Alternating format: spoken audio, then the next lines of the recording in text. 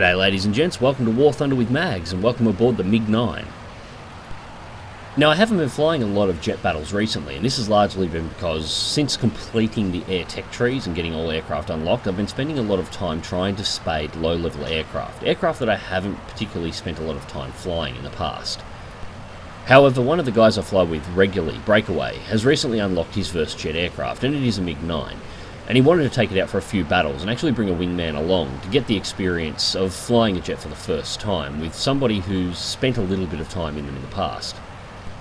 Now for this match, the entire Allied team is MiG-9s. The enemy team consists of an F-80C, an F-84 Thunderjet, and a full deck of Meteor F-4 Longwings.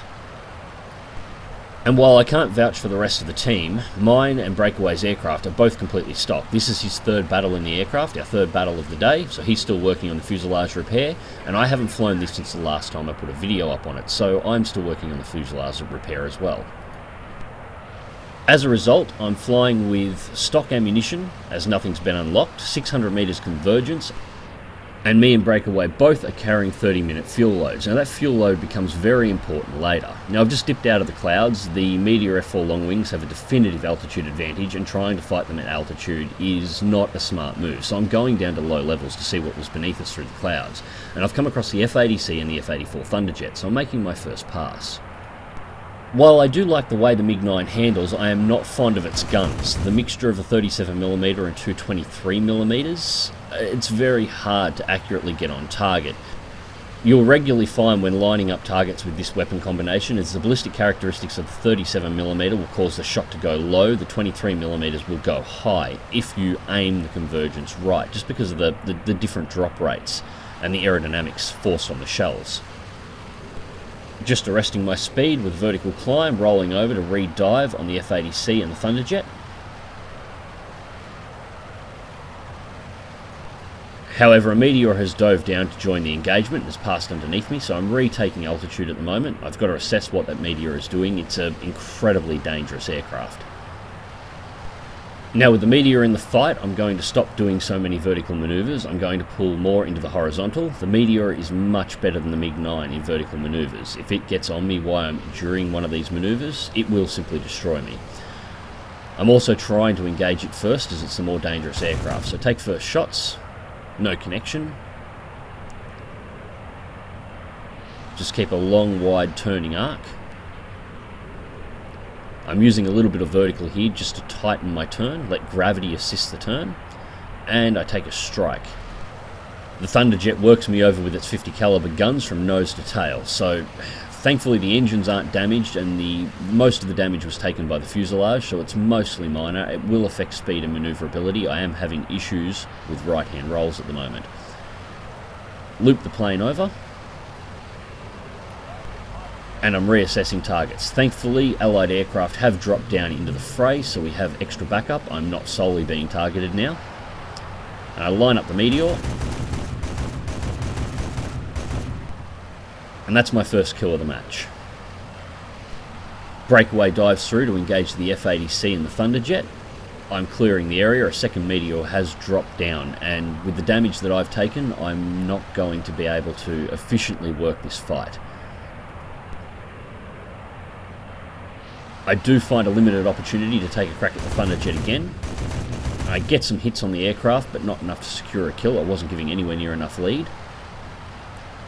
Drop the nose back around to fall onto its tail, but maneuverability wise with this damage, this aircraft has me outclassed. Thankfully a teammate lays a critical strike, and that's the F-84 out of the battle. The Meteor that was down here has bugged out, and I am getting the hell out of this zone.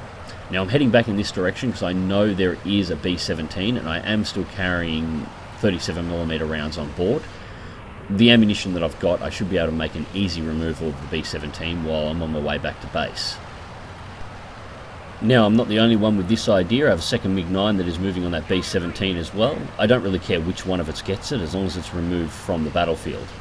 Now what's interesting is none of the other enemy teams' AI have shown up through this centre of the map. It's only this one B-17, so I'm a little curious on where they are at the moment, although I do have my suspicions.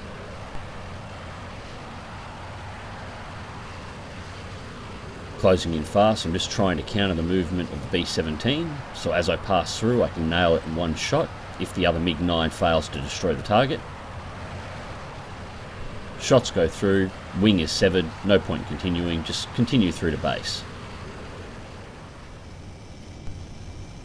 Now the landing at the base was largely uneventful, however one Meteor F4 is approaching the runway rapidly and has spotted me on the ground. It's going to make an attempt at strafing.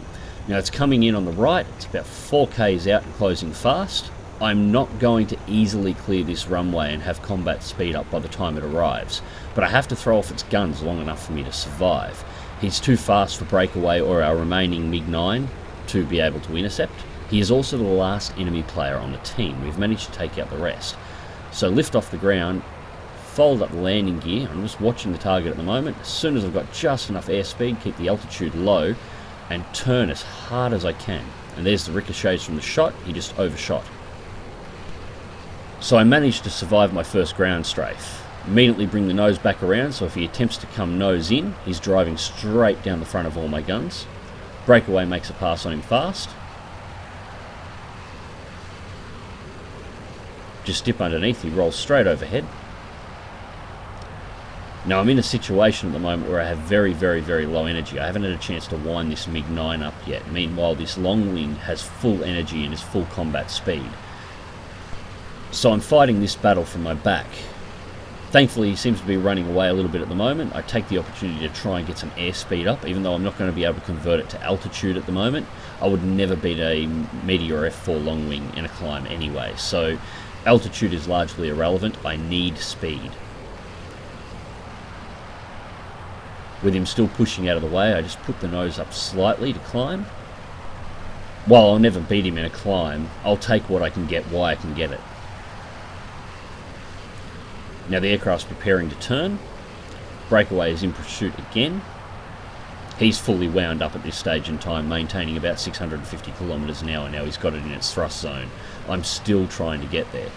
Now as the F4 is passing 7 kilometers, I nose up and start blowing some of that speed I gained into more altitude. I suspect this guy is going to go nose to nose, and I'm trying to limit the amount of altitude that he has as he makes this pass. He's made the turn and he's coming back. 6 kilometers and closing fast. Nose down slightly, and here's where the MiG-9 guns fail me. This is the reason why I don't like them.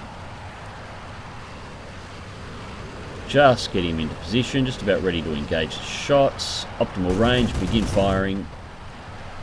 Take a face full of 20mm rounds, destroys my right engine, wrecks my right wing, pinks my left wing and blackens the fuselage. 37mm went under him, the 23mm went over. Not a single shell of mine landed. I have been recommended with the MiG series to actually use vertical targeting to alleviate this, but it's something I haven't really played around with. Now, I've got an issue. With the right engine dead, this thing's going to struggle to maintain 300 kilometers an hour, and I have an extremely high speed fuel leak.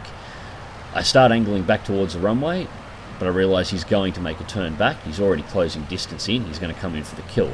I need a way of waving him off. So I am on comms to breakaway at the moment. I'm just instructing him, look, you need to keep this guy off me for a few seconds so I can put this thing back down again. With him closing in, just keep the nose pointed in his general direction.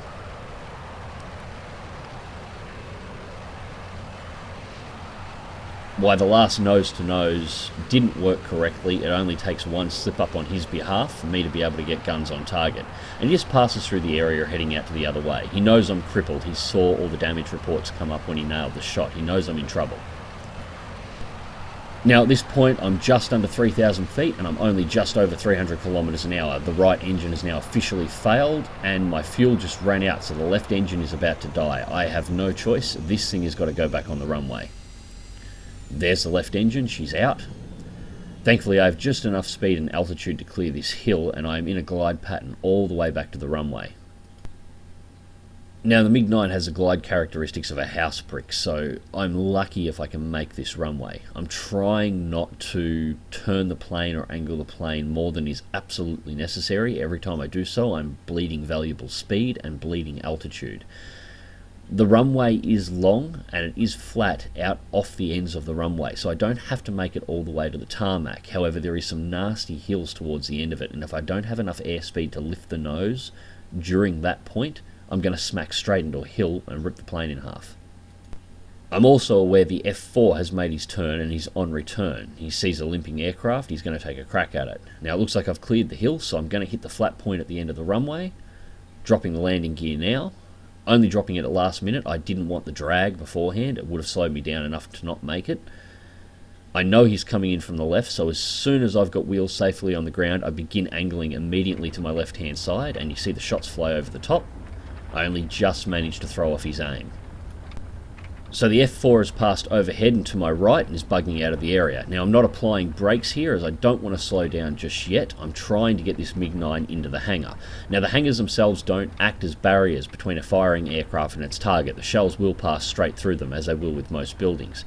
However, it will obscure the view of the aircraft, making it difficult to work out exactly where it's sitting within the red box. Unfortunately, it turns out you can't get over the lip. So 30 seconds later, I'm lifting off the runway and our allied MiG-9 is coming in for a landing. Also, the Meteor F4 hasn't returned to the runway despite having me crippled on the ground.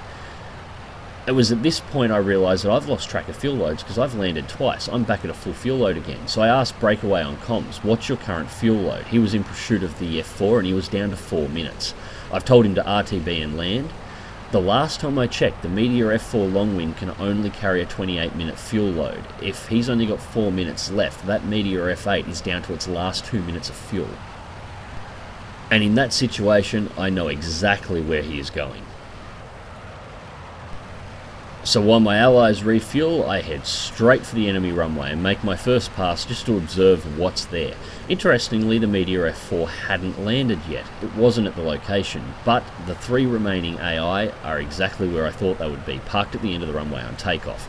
They're all suffering from the AI glitch that is, well, it happens pretty much every single match on Korea.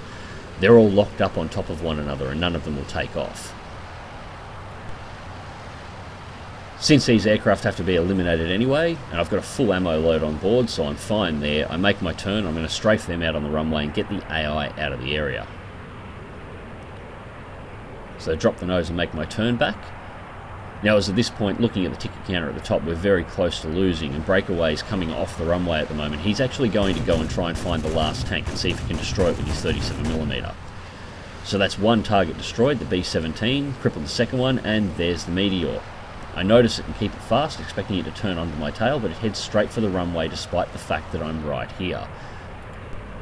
And that is because he has ran out of fuel. He's gliding in.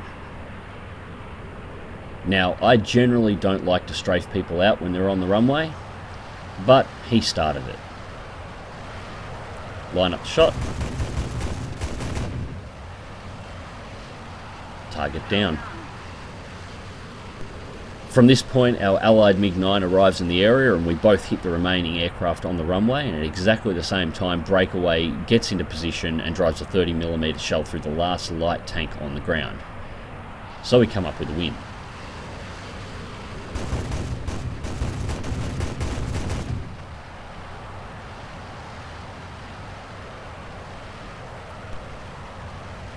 So that was my last pass. Bring it back around. Going through to finish the job. And here comes the MiG-9. He takes a target, I take an assist, go for the last kill, but that's it, she's all over. So results for the match. First place for the team with 3 kills, 2 player and 1 AI plus 1 assist. Terror of the Sky, Bulletproof and Survivor awards. 79,320 silver lines and 3,358 mod research points on a premium account, no double. And it wasn't a bad match overall. I got lucky on the runway landings. I got lucky that the Meteor did not kill me in the air. I got lucky that he missed me on 2 passes when I was on the ground. However, he paid for those passes in the end. And it was not a bad experience for Breakaway for his first couple of flyouts in the MiG-9. We had a really good night of it, actually. So there it is, the MiG-9. Still fun, even with stock. Now, I have been told that this aircraft gets into SEAL clubbing prop matches every now and again.